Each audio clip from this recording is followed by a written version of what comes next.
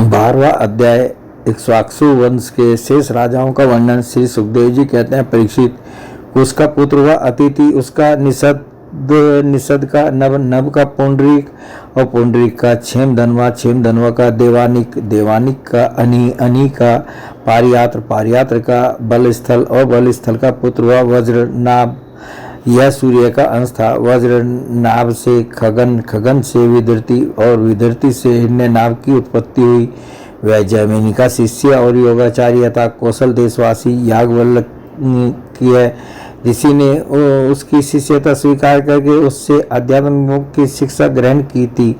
वह योग हृदय की गांठ काट देने वाला तथा परम सिद्धि देने वाला है। हिरण्यनाभ का पुष्य का दुर्संधि का सुदर्शन का अग्निवर्ण का शीघ्र का पुत्र हुआ मरु ने योग साधना से सिद्धि प्राप्त कर ली, और वह इस समय भी कलाप नामक ग्राम में रहता है। कलयुग के अंत में सूर्य वंश के नष्ट हो जाने पर वह उसे फिर से चलाएगा। मरु से परशु श्रुत, उससे संधि, और संधि से अमरशन का जन्म हुआ। अमरशन का महस्वान, और महस्वान का विश्वशाह का प्रसेनजीत, और प्रसेनजीत का तक्षक, और तक्षक का पुत्र बृहद्बल हुआ।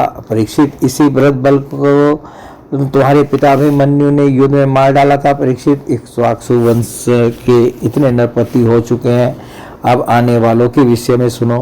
बृहद्बल का पुत्र होगा वृद्रन का उरुक्रिय, उसका वत्स का प्रतिव्योम का भानु, और भानु का पुत्र होगा सेनापति दिवाक का वीर सहदेव का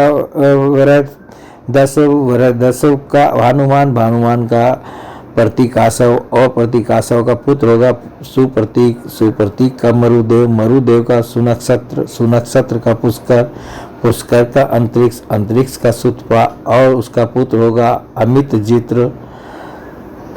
अमित्रजित से भरद्राज से बहिरी से कृंदिंजय से रनंजय, और उससे संजय होगा। संजय का साक्य, उसका सुद्धोध, और सुद्धोध का लांगन का प्रसेनजीत, और प्रसेनजीत का पुत्र क्षुद्रक होगा। क्षुद्रक से रनक से सूरत, और सूरत से इस वंश के अंतिम राजा सुमित्र का जन्म होगा। ये सब वृद्धबल के वंशधर होंगे। इक्ष्वाकु का यह वंश सुमित्र तक ही रहेगा, क्योंकि सुमित्र के राजा होने पर कलयुग में यह वंश समाप्त हो जाएगा। बोले भगवान श्री कृष्ण की जय।